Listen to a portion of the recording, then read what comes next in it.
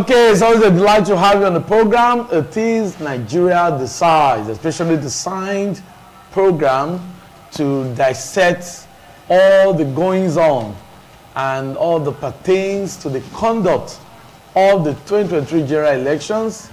Don't forget that the presidential and National Assembly election conducted on the 25th of February, certificates of returns have been presented to the winners, though trailed with controversies, and we also understand that some candidates have gone to court. But this Saturday, an election that has to do with the governorship and State House of Assembly was postponed from March the 11th to March the 18th. And in Edo State, we don't have governorship election, we have just State House of Assembly election. Evans Onokuge is still with me. Yeah. And of course, just joining us is a legal luminary, Jefferson Owogie. Nice to have you with us today. My pleasure. Thank you very much. Okay. My pleasure. Yeah, I know that you witnessed all that happened on the 25th of February, the presidential and National Assembly election. And you have a lot to talk about that, I know. And we are looking at Saturday's election. But let me take you back a little, retrospective. Looking at what happened on the 25th, are you comfortable that this INEC has the capability of conducting a free, fair, and credible election on Saturday? Thank you very much, good people of Edo State. It's my pleasure to be in your studio. Okay. And I sincerely thank you for the invitation. What happened in the last election, Yes. with the great respect, is a very terrible embarrassment to this country. The purpose of election is to freely exercise a franchise. And when that is abused by some person seated somewhere else, it's tantamount to a political coup, in quote, when you subvert the will of a people. Yeah. And so what happened that day, across a wide spectrum of this country was a very big embarrassment. And so I hope that the system is self-regulating enough to ensure that that will not repeat itself. Nigerians are anxious to have good governance. Okay. And when that process is aborted or tampered with by the deliberate, willful actions of some non-state actors, we will have a problem. And when people cannot effectively and effectually, change or give effect to their political aspiration, they resort to extraordinary measures, and that is not what we want.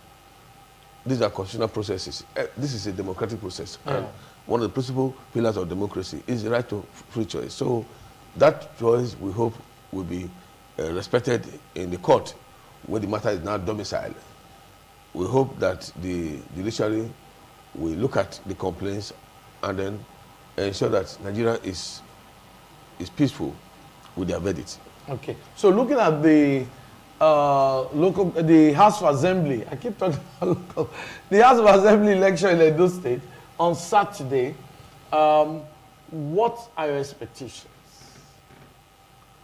Two things. One, I expect to see a large turnout of people. Edo people are very articulate, very incisive in their demands, and they know what governance is all about. Yeah. And they know the benefit of good governance. They've experienced it substantially, not deeply. And they know what it means to have a deterioration in good governance. And so I expect to see a lot of persons turning out, not necessarily in the manner of what happened last time where you had a massive turnout, but I expect to see. And there is a fundamental, issue with what is happening. The kind of surge that you had, especially in the southern part here, Yes. is traceable to the participation of one or two persons who in the presidential race. And in the absence of that person in the ticket now, you won't have that same kind of drive. So that will also reduce the number of persons. That's your postulation. Yes, yes. But it may not necessarily be. Yes, yes. So when people are saying we have a Muslim ticket in one of this party, And so we don't want to have that giving event too. We are Christians, we want to do this. Okay. And they've done that now.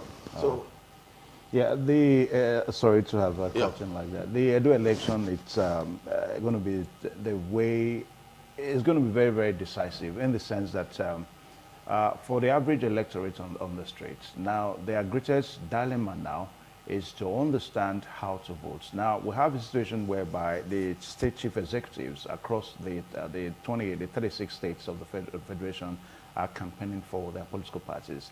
Now, for them, they should have members of the same political parties in the legislature for them to have, continuous development and all that. But again, there are some persons that also understand it differently, that for us to have same members of the same political party in the legislature is not too good for democracy. Now, for the average voter on the street, the greatest dilemma is the ability for them to understand that, look, not necessarily for us to have the same political parties at the legislature, and again, not necessarily for us to have members of different political parties at the legislature. So how do they go through this situation as they vote on Saturday? Over 100 years ago, Montesquieu gave a fallacious definition of separation of power, which required that the different arms of government should be acting as a check on the other one, and ensuring that there is no collusion between the different arms of government, the legislative and the judiciary and the executive not being from the same stock. What do you have that within the judiciary and the executive? The executive arm of government is different from the legislative arm of government, and it's also different from the judicial arm of government. But the key thing is that we need to make the mistake that for you to have a legislative arm of government, you must be in antagonistic relationship with the executive to act as a check. It doesn't always follow. What normally happens is that when you have a legislative arm or arm that is antagonistic, that is in opposition to the policy of government, you are going to have an atrophied state of governance. It happened in 2001, when less than 6 months into the governance of Peter Obi as governor of Anambra State, Mike Belong, the speaker, mobilized his friends to impeach the man. I'm replacing the Peter Obi with the deputy then, Mrs. Virginia Etiaba. What was the offense of the man? The man was insisting on court-causing measures to manage the state. And they said, no, you must release the money. They padded the budget, and the man said, no, I can't afford to spend money in the way you want me to spend. And so that is not the essence of checks and balances. Checks and balance. We have abused it. People have turned it to opportunity to make money. So we want a very active, articulate, credible opposition, in quote, in the house to government. But not the one that is, atrophy, that will scatter, that will distort government relation. If we have a House of Assembly that is antagonistic, that is confrontational, we won't have development.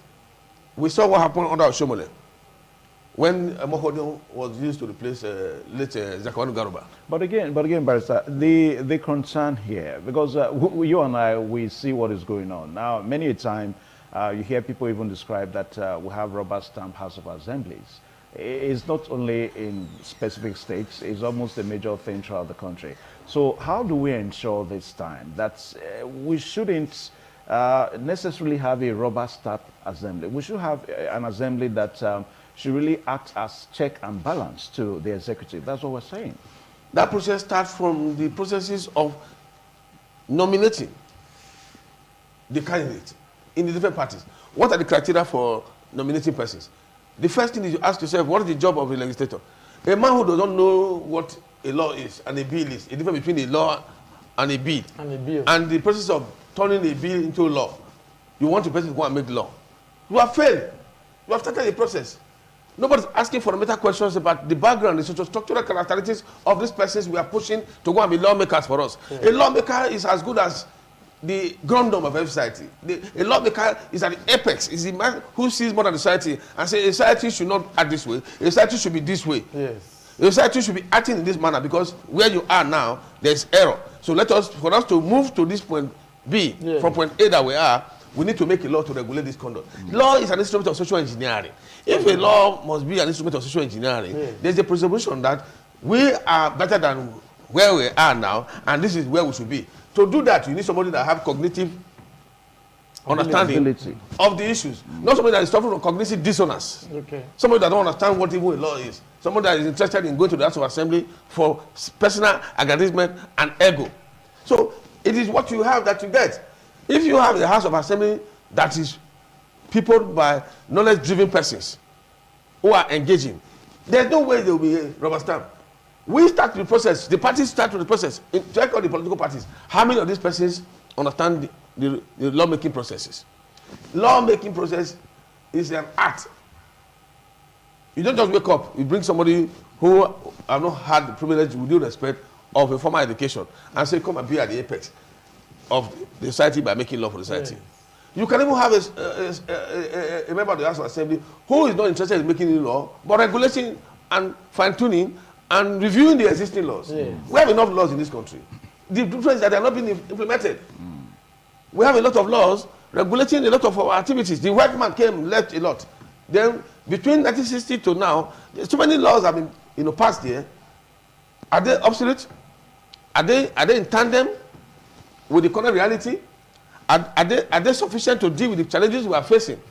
And then secondly, have we been able to sit down and disconstruct the nature of our offenses? Let's take, for example, issue of kidnapping. Kidnapping have multiple facets. If you kidnap for political reasons, the punishment should not be of somebody who kidnapped for emotional reason or who kidnapped for economic reason. Let me define the three distinctions now. If there is a law that says that a man should not go near where his wife is with his son, and there's a restraining order, and because the man misses his child and he decides to go to where the wife and his baby is, and say, I want to see my baby, and he adopts the child and brings him close, he has breached the law. And that's adoption, because you have got to act outside what the law requires. But that's an emotional kidnap. Because the law says don't go near where this woman and this baby is. That kind of punishment is not going to be like when you go to somebody's house, kidnap him, take him to a secure place, and say, come and pay me 10 million naira. Now, a while ago, which is economic kidnapping. If you also do what you have in political, calculation, where people now take gun and say, look, we want a change in government, so in consequence of this, we have adopted this person. That is political kidnap. So, in assessing the punishment to be given to this set of persons, it should not be the same. Okay. Now, a while ago, if I may be allowed now, a while ago you talked about the way the candidates emerged. Now, we may have passed that now, but let us look at it again. Now, we have a fear, as far as this election is concerned, that perhaps those that have the experience to be at the legislature may not enjoy the popularity, the acceptance of the voter at this time. I mean, take, for example, the way the presidential election went, and of course the National Assembly election went. We saw a situation whereby those that, probably have the experience to be at the Nigerian legislature, they did not win in that election because of the political party that they came out from. Now, in this election now, don't you also see, because we are seeing some candidates now, first-timers, not necessarily, they may not have held some positions before. Now, the political parties that they are in now, maybe it's possible that they may enjoy the acceptance of the electorate. So if we're going to have that kind of a situation, don't you see a problem in future? That at the end of the day, we may vote in neophytes, people that don't have the requisite experience to be at the legislature. My brother, let me thank you very much for your observation. A lot of these things we are referring to are not strange and new. We have seen a situation where what you have prescribed now, or the kind of ascription you have made now, has happened.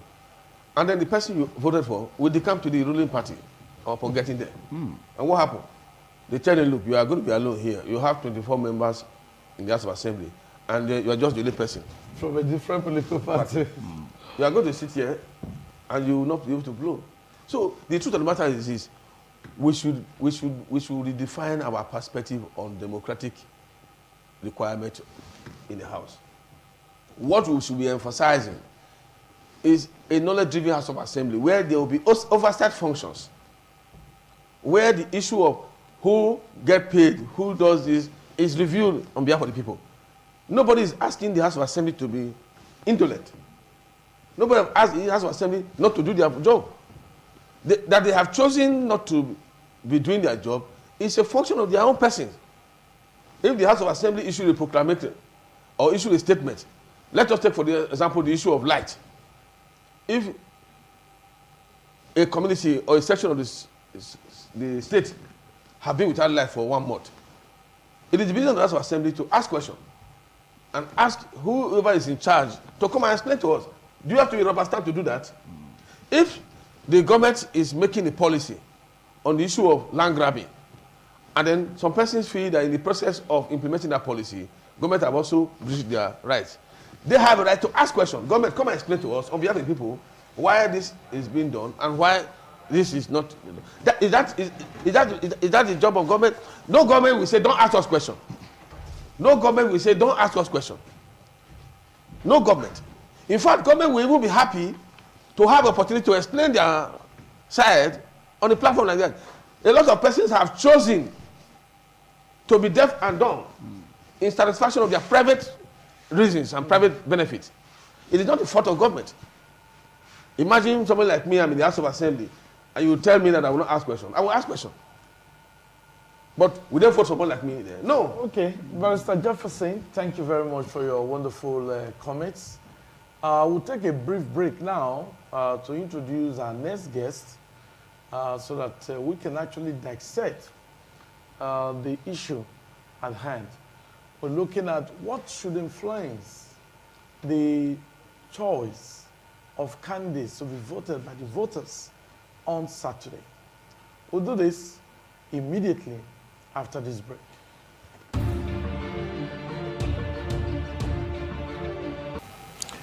Okay, nice to have you back after the interlude. Just joining us is Solomon Idiogbe. He's an analyst and, of course, a human rights activist. Nice to have you with us this morning. Thank you very, very much this morning. And okay. Very good and I'm very convinced that just like every other Nigerian, you are already anticipating what will happen on Saturday in terms of the governorship and House of Assembly election. Am I correct? Yeah, the anticipation is there, but what the likely result will be is what no man, as we speak, can say. Okay. Enough to say that we are not, will not be participating in the governorship elections because our election is for 2024 in terms of the governorship. But the House Assembly election is full of so much apprehension. Going by what happened on the, what's it called, on the 25th of Presidential February, and National Assembly elections, where people who didn't even, well campaigned as it were, or who actually were not known in the political space, emerged not just local champions, but national champions. And that changed the narrative. Like I said, if Evans can recall, I'd mentioned severally alongside his colleague, Philip, that this election is going to be an election unusual. That's, people talk about the election as usual thing. Yeah, maybe some of the things will be usual, but the results will be unusual. Imagine, for the first time, a presidential candidate came out first time, like from a third force, if you like, came out in the minds of many topmost, and whether you like it or not, he had 12 states like the other major aspirants that we used to know had. So, and the contentions are still there. And we had a National Assembly where those who we actually didn't know their faces, I may go to say that, emerged as members of the National Assembly. That's to tell you that even the apprehension on this Saturday's election is even much higher. But be that as it may, for us as civil rights activists, advocacy is that people should not have the mindset that votes do not count. Going by what happened on the 25th and the eventual results that came, and then people will say, we not fair talk, because for the first time, some persons, you know, had to cast their vote for the first time in their life. For instance, I assisted an elderly woman about 90 plus to go and vote. And when she got to her first polling unit, they said her name was among the old, shifted to another. I had to take, because she said she was not going home. They were begging her. That was the scenario I met. And I said, if that's what she wants, I volunteer, I'll take her around. We went about 3 other polling units before we finally got the 4th one where we saw her name. And then I asked Mama, because she doesn't even understand English, which political party you want to vote for? She said, no. What you want to vote for? And she eventually said, the one we get 3 Peking now I want to vote for. That's to tell you she doesn't even know the people. The people, you understand? Yes. And she voted across. So point I'm making is, people came out. And because of the outcome, as it were, people may likely not want to participate in these elections. And that's why we are out to say, let everybody come out. That one was a national election. This is a local election. This is about the people who will make laws that will govern us. Either damage, if you like, man or man the society. Because the quality of legislations you get from the House of Assembly will determine the level of quality of governance you will get. Yeah, as going forward, before you joined us, Barrister Jefferson, yes, made a very, very germane comment. And that has to do with the knowledge or understanding of the functions of legislative business by those who are intending or aspiring to be members of the State House Assembly. Do you have that concern? Well, unfortunately, it's been a fight for all, a Dick, Tom and Harry thing in recent past. So the issue of whether, because there's actually no legislative institution where you go learn, what you call like institute of legislators, where you go learn how to legislate. Yeah. Over time, we have seen them rather than legislating, they've been legislating. And I think that's become a common denomination amongst lawmakers. And at times, I've even seen them become lawless. But having said that, unlike the journalism profession now, where the current administration is trying to redefine that until you have at least a diploma in journalism, you cannot be said to be a journalist. Now, Solomon Edugbe, it appears you may have to throw more light on what you are saying now. I take the fact that you really don't have institutes of legislating, but can we afford to give our legislative arm to learners? That's the point we are trying to make here, because you and I will recall that we should be concerned with people that we have the political charisma at the House, the legislative charisma at the House. I mean, making a bill to go through passage is not an easy task. You must have the influence, you must have the charisma, you must have the political weight. Unfortunately enough, those that did the National Assembly election, we saw most of them that had the experience, they were voted out. But this time, are you not concerned? What kind of candidates we're having across the political parties now running for the State House of Assembly election? Now, Evans, let me quickly put you quite well that the issue of experience is perceptive. Because in actual fact, those who have made laws over times were not born with legislative charisma or political acumen, if you like. But let me say this very clearly, that when you talk about experience in legislative business, now we shouldn't be talking about people with good conscience. Because there's nowhere in the laws that says that for you to be elected into the House of Assembly, you shall have had a diploma in law, for instance, or you shall have had an experience in one discipline or the other. You get it. So when you talk about the issue of experience, it's perceptive. For instance, there are many people today who are journalists, or I don't want to use the word being paraded as journalists, who did not read mass communication or journalism-related courses, but they're doing well. So it's about the personal gift, or if you like, charisma. Now, what we need, as to those who will be members of the House Assembly, are people who have goodwill, people who have good conscience, people who are patriotic, people who have the state at heart. How do you measure the goodwill of an individual? No. That's why I'm telling you that until we are able to, of course, again narrow it. But I can attempt to say I understand what you are saying. But you cannot judge the book by the cover. That, of course, in the last 25th February election, we saw bus drivers, conductors emerging as federal lawmakers. But of course, go and find out. Most of them were not just graduates, but first-class graduates. Unfortunately, the country turned the society upside down, and they found themselves doing that they were bricklayers. They didn't actually mean that they don't have requisite knowledge or background. You understand? But the condition of the society, the economic issues, resulted into them, rather than going to stealing, they decided to go do bus driving. But they had their degrees. Thank you, Joe. So at the end, you may not necessarily say, because nobody is a champion. But all we should be advocating is people will not come and become rubber stamps in the hands of the executives. Thank you, Joe, for that. Barrister Jefferson, I noticed you were itching to make a comment, but before you do that, I want us to dovetail to Edo State. That is of particular significance because on Saturday, we're not going to be talking of a new governor-elect. We're going to be talking about new members-elect. So, looking at Edo State,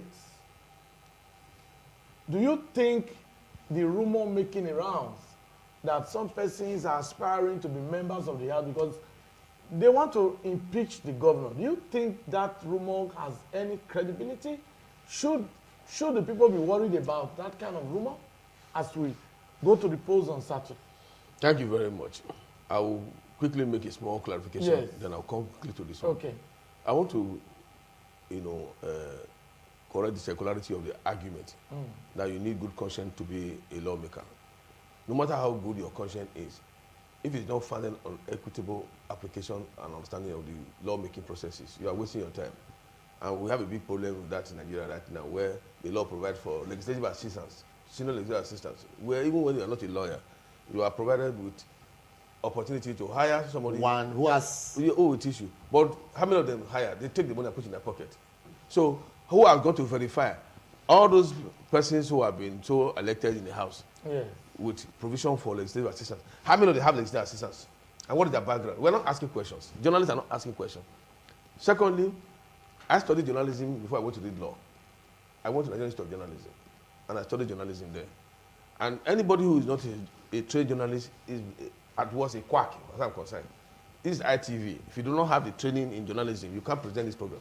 So no matter how much you love journalism, if they put you in the studio here now, you know how to pan your camera. You don't even know the way of panning. If you use some terms for some persons, like what this one saying. So we need somebody with background in at least a little knowledge of the issue before you start with the person. A lawmaker is the person who aggregates all the concerns of society, the doctors, the lawyers, in fact, the professors, and make law for them. And if you don't obey that law, you go to prison. Why should the man who is going to make law for you be the most stupid of all we can choose? So we need to think about this person. Secondly, you have made reference to the issue of who is doing what. Unfortunately, this statement gained traction. Immediately after that last election, members of the opposition in Edo State started jubilating and putting on social media every year that they are going to remove the governor. That was a very, very unfortunate statement, very unfortunate intention. This is what they call Benin called Egesikpo. They have not even. You are not the meaning of that. You have not been crowned. You have not been crowned. You are thinking of what to do. You have to decimate, how to deal with everybody. Yeah. There's a bird called the Sikpo. Yes. They said he was going to make it the head of the bird. The bird started screaming that blood will flow. I will do this, I will do that. I'm going to deal with this person. Yes. And I said, you have not gotten there. So the opposition party in Edo State made a very big blunder by that decision to be campaigning on that premise. I mean, there's a Benin statement that says, more way. More. So what's the meaning of that again? The man that own leg will not be happy for you to drag him off the floor and drop him. So we must look at issues holistically. If a man is doing well, tell him he's doing well. If a man is not doing well, tell him you're not doing well. Don't praise him. Tell him the area where you think he's not doing well. So the threat of impeachment is a very, very unfortunate intention on, of the political, opposition party here. I want to assure our people of this state, nobody will gain the support of the people of this state with that plan. But nobody will support them. Yeah, Barrister Jefferson, let us look at it in the other way around now. Perhaps the intense campaign of the governor of Edo State now may also give some credence to what you say the opposition party people are trying to do. You're trying to say now that they are going there to unseat the governor. Now, for a governor that has done well, going by what some people are saying now, don't you think that governor should be less concerned, that he should concentrate more on governance rather than politics? No.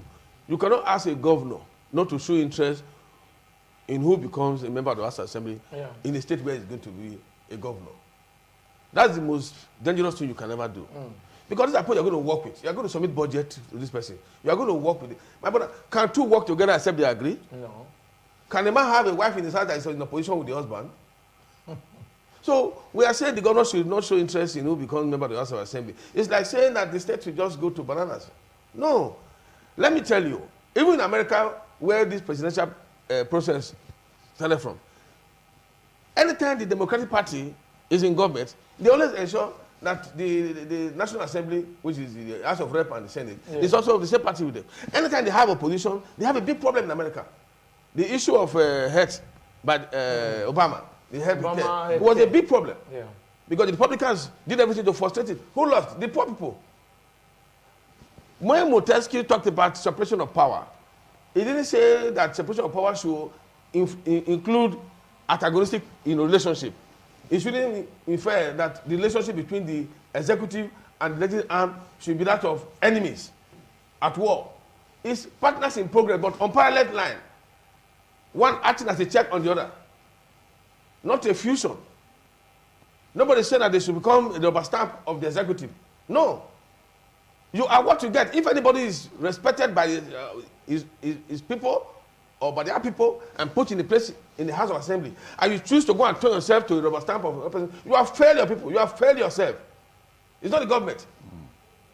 Nobody's asking you not to ask questions. Nobody have asked the House of Assembly not to do their oversight function. Let me give you an example now. There is a place called Niger College in the Upper Sakumba area. That is the only major school that is accommodating so many students from Orion and the environs.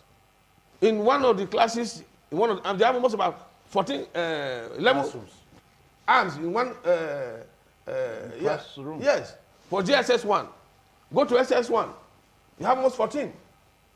Then when they get to year 2, SS2, it reduced to 8. It gets to SS3, it reduced to 4 classes. What happened to that number that have fallen off the stream? They become the eyes on the street. This is a question we should be asking.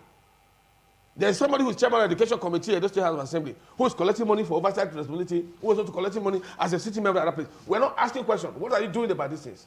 I made reference to the issue of land grabbing and demolition of improperly built property structures on government land. If the people are complaining and say, oh, government ought to have adopted a more humane policy in dealing with these violators, the House of Assembly should have a sitting. I said, let us hear from the people. Government, come and tell us why you are taking this step. You that are also complaining that government have also done this to you, come and tell us why you think you are right too.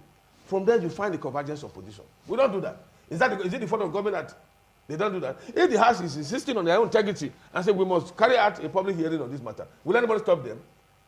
They have power to compel attendance.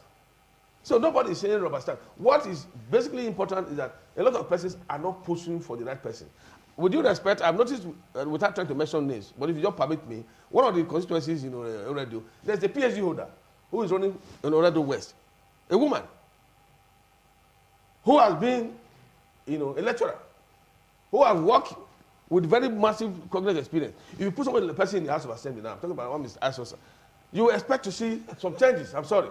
You expect to see some level of cognitive connection with the people. But when you bring somebody who my brother said is a Lebuke man or a bus rider, and in the head mentality of voting for Papa Pekin, you mistakenly now voted. Because what happened is this: on that last election, the voters were given 3 ballot papers: President, Senate, and House of Rep. Yes. They were told before they came, vote for president this man. Then when they got to the next one, they didn't know, they just voted across them. They even voted for against their brothers. Yes. Some of them voted against their own relation. They didn't even know the difference. They said So they you believe that influenced the outcome of the presidential and national assembly election? Yes, it has always happened. Now that you mentioned the name, I need to clarify this. Though we don't allow mentioning of names. I apologize. That's why I said yes. with due respect. Yes. Even in Labour Party, we have Dr. Richard Osaro. It's a Labour Party, Oredo East. So you mentioned Dr. Isosa? Yes, Oredo West. Yes. So, Amadasun. So, we also have Dr. Richard Osaro, Oredo East. Good. So that's to tell you that the different political parties have very knowledgeable people. People are graduates, people have experience in one field or the other.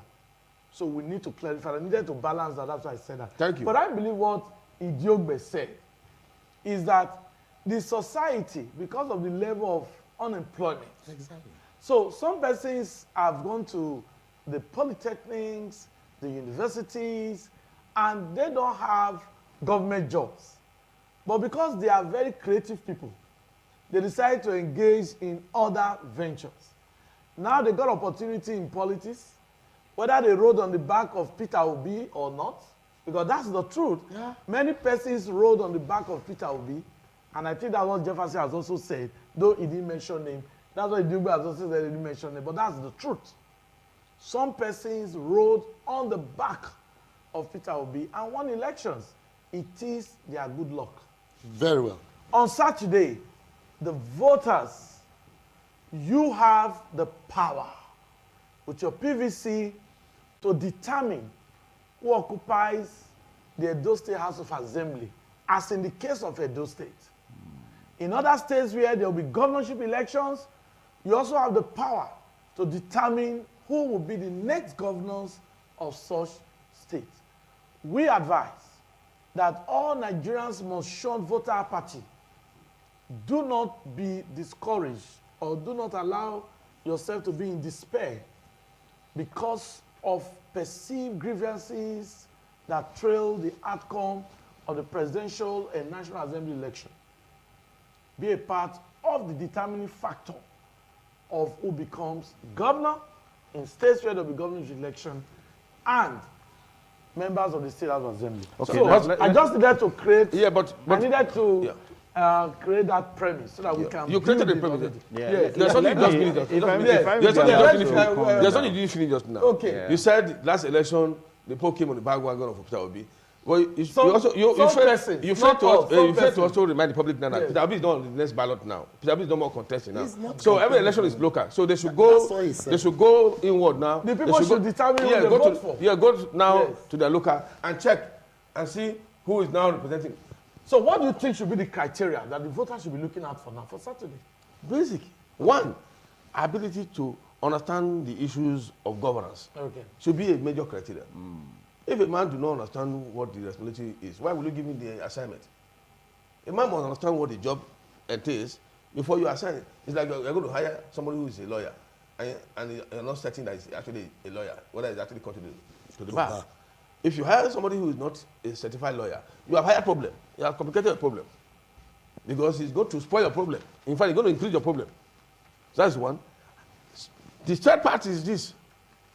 Somebody or persons who can actually deliver on the mandate of the people in ensuring that in working with the different arms of government, the judiciary and the executive, there is a better synergy between them producing the result for the good of the people. We're not asking somebody who is going to become cantankerous, who is going to become conflictual and conflicting with the executive. We're not looking for somebody that are going to be fighting in government house, in the House of Assembly, who will be breaking chairs. We saw the video of somebody who was a member of the House of Assembly then, who carried chair and in fact the mace was beating people up. We're not going to vote talks. We want somebody who can really sit down and impart society. Who can inspire. Yeah, Barrister Warrior, it's so easy for us to say that here, but the concern of the people is that it is when you actually begin to have those kind of arguments at the House that for some people, they see that it is when you begin to have those kind of arguments that's meaningful deliberation is really happening, in the sense that when you begin to have people not agreeing to what some persons are trying to do. Now, the point I'm trying to make here is that let's look at, some issues that went down in this 7th Assembly that is winding down in Edo State now. Take, for example, the issue of the open grazing bill. For most people in Edo State, they are still not too satisfied with the way that bill came, that they were not aware of the content. He is in the civil society, that they were not aware of the content of the bill. Now, how do we ensure that at the end of the day, we vote in people that we always go back to the people? Because it is one thing for you to be voted in there. When you are now there, you don't represent your party anymore, but you represent the people. So how do we ensure that we vote in people in there now, that at the end of the day, we always go back to the people and let the people know what is going on, what bills are deliberated upon? Excuse me, I'm sure I'm not a rubber stamp in this conversation. Let him respond to that now. Okay, me. No, him. Okay. Thank you, Idugbe, quickly. Yeah, for me, we're talking about voting people. That's where I talked about good conscience.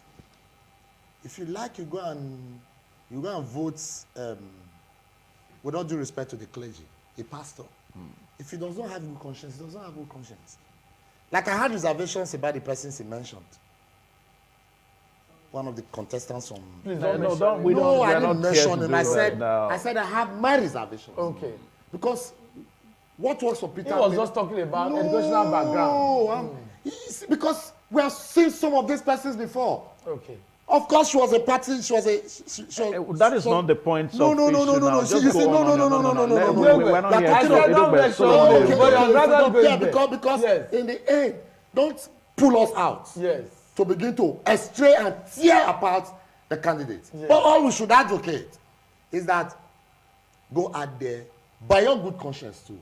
Look at the credibility, because the credibility factor depends on you who is seeing the person, either from afar or from close. Okay. Because one mass terrorist is another mass freedom fighter. So it's perceptive too. Yes. Now when they talk about fault of government, and to answer you, what do you think? For me, it is not only about them. It's about the society. Because you talk about that they don't ask questions, there's a member of the house. I enjoy these conversations. For instance, at a point, I saw him not being biased. Solomon, make your point. I'm making my point, Evan.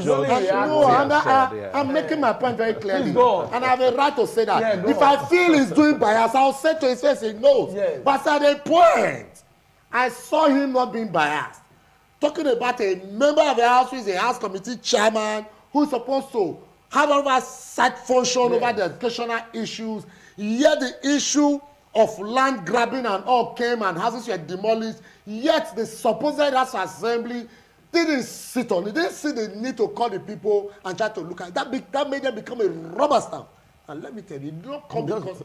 It did not come because... What is rubber stamp? No, for me. We need to define what's rubber stamp. No, for me. I have an opinion. Yes, for instance, if you didn't do all of this, that's supposed to be one of the major functions of the house, you have failed. And that makes you a rubber stamp. Because you have become an addendum of the executive. And you have become a legislator and a legislator. Let me tell you what. It is obvious, clear, like the Biblical men take care of us say, that current members of the house are doing less than we expect of them. And you say, he said it's not a fault of government. Of course it is. Because I may not also be too, I may not also want to blame too much on the governor, because over time, I have seen a House Assembly that voted against his self-autonomy. And so if a man has said, I do not want independence, and decide to be tied to the apron strings of another man, the man decides your fate. You understand? And that had made it fault of government. The executive has strangulated the legislative arm of government over time. We have seen it everywhere. But again, that is why we are saying now, bring people who have the requisite charisma. And that's why I must emphasize good conscience. Because when you talk about good conscience, let me tell you, when Moses was bringing the 10 commandments, they were 10. Thou shalt not steal, thou shalt not kill, thou shalt not commit, thou shalt not do this. There were 10 commandments. But when Jesus came, he summed all the 10 commandments in one: love. Because if I love you, I won't plan to kill you. I won't plan to steal from you. And that's why I'm talking about good conscience. Good conscience makes it all. It tells you the difference between good and bad. Because even when God put Adam and Eve in the Garden of Eden, he told them the fruit to eat from. But he said the one that is midst of the garden, don't eat. So he told them good and bad. How will the people know the persons that have this good conscience we are talking about? And that's why I'm saying it's perceptive. And that's why I said the apprehension is high. Because what goes for you may not go for me. For instance, he made mention of somebody to his mind, and for example, his good conscience will be the best for the job. And to my mind and good conscience may not be the best for the job. Yeah. And that's why for me, I don't want to hear the issues of professors. I'll tell you why. Over time, these same professors have been the one rigging elections for INEC against the common people. And you hear them come and talk about ASU strike and whatever. When that's not the problem. Okay. When you are starting with the issues of trying to regulate. I will not allow you. No. I will not allow you to castigate a union. You come down. Listen. Yeah, because you don't have any representative of that union. I understand. I'm just saying that, for instance, the issue of being a graduate, a professor, a doctor, necessarily may not bring good conscience. But you started it all. You started it all. No, that's why I said, you started it all. Let me tell you, I said it's perceptive. Okay. Don't forget. Yes. I said we should vote for people of good conscience. And I went for that to say are you saying good conscience? And I said the issue of good conscience is also perceptive. Yeah. That what may be good to you may not be good to me. And I made instance from the very well example he made, which is to say that in it all, we should look well, look carefully, and look for credibility. Like again, it's also about perception. Yeah, so if we have a candidate that has your good conscience now, that candidate is bereaved of some political experience, some political relevance, and of course some political charisma. He or she has. How do you quantify? Excuse me, Evans. How do you quantify political charisma, political relevance, and political knowledge? We are looking at the issue of legislation here. Over time, the current speaker today is a first timer. He was an SSA. You understand? He's my brother and my friend. He's from my area. We are good friends. But if you want us to begin to tear people apart, I can make comments that may be very derogatory. Why are you thinking about tearing people apart? What do you mean by tearing people apart? No. You see, are you capable to tear people apart? Mr. Jefferson, when we were talking, because I can afford to intercept and interrupt. Okay, so Mr. Jefferson. That was simple. What are you saying? No, you have to hold on. Are you the one presenting? You are not the one presenting. Let's calm down. Gentlemen, you said I have the right. The projector is here. No, you two calm down. No, you two calm down. Gentlemen, you two calm down. I have a right to my opinion. This is Nigeria Decides, and we have very distinguished personalities. You can see that the heated argument between Idiogbe and, of course, Barrister Jefferson is a welcome development for the growth and development of democratic tenets and democratic process. All Nigerians are waiting to go to the polls on Saturday to elect their preferred candidates for the House of Assembly. In Edo State, in some states, governorship elections will take place. So whatever they are saying, they are trying to enlighten the people that the people must look well. The people must understand the background of the candidates before they cast their vote, that they should not be swayed by emotions. Mm-hmm. And that nobody should ride on the back of any other person in this election. Because the election, especially in Edo, has to do with the House of Assembly, where you are going to elect legislators, that there's need for you to do background checks. You need to understand that. So, I will say I like Idiogbe now to just make a comment before I will allow Jefferson to make his own. Now, Idiogbe, I will ask this question now. I'm going to take you away from that argument. Now, the voters, different strata of society, Some are educated. Some voters are educated, like the old woman you helped. It's an old woman, she doesn't know what's going on. Some are not educated, some are semi-literate, some, you know. Now, talking generally, what's your advice to the voters on how they should cast their vote? A quick one. For me, this vote is about Edo people. It is not about one Governor Obaseki or one Pastor Christopher or Johnson. You understand? It's about Edo people and those who will make the right laws for Edo. So it's not about a political party. It is not about a PDP, APC or Labour Party. It's about those we think in our conscience, in our right thinking, will give us a dividend of democracy. So if you go out there on that day, don't vote because a person belongs to party A or party B. Vote across party lines. If you think that the best candidate is coming from party A, my brother, vote for the person. And if the person is coming from party B, irrespective of political identification of the person, cast your vote. And that's why I talk about good conscience. Thank you very much, Gilbert. Barrister Jefferson, now the people need to hear from you. Enlighten them. How should they go about it? Because some persons, surely, you can't take it away. They'll just be carried away with emotions. But let's dovetail to Edo State. What's your advice to the voters in Edo State? Thank you very much. I'm sure the exchange a few minutes ago was not intended to disrupt the program. Anywhere you have a group conversation like this, there are house rules, and whoever is moderating will take charge. So we're not having any heated argument. Okay. We're here to enlighten and then bring out what we know to give our people the right options so that they can make the right decisions for the good of Edo State. Okay. That's one. My own prescription and my advice is very simple. What happened last election was a head vote, a head instinct vote, where when you go to vote for Mr. A, in the process you voted across line without even knowing the person you voted for on the other ballots. And in the process you voted against your brother. And then you now realize that, we didn't know that Naim be that party. They just said one way, we just do this one. Now we have said all that cannot continue. Let us sit down now. Every election is local. Now that we're having a local election, let's sit down and let's assess these persons and what is the nature of their job. Do they have capacity? When the philosophers say that a king should be a philosopher or the philosopher should be king, what that thing means is that whoever should be the king should have a cognitive knowledge of governance and what it takes to be a leader. And then whoever should also be a leader should reason like a king, because you are totally the head of the people. And so anybody we put in charge of the destiny of over 1 million persons should have that cognitive understanding of what it takes to be a leader. One of the things we require, I will support, is that we should not go and vote for people in this election who will go and be fighting.